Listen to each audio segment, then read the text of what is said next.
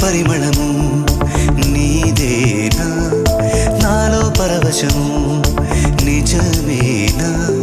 బొండు మల్లి పువ్వు కన్నా తేలికగు నీ సోకు రెండు కళ్ళు మూసుకున్నా లాగు మరి నీ వైపు సొగసును చూసి పాడగాయలా కనులకు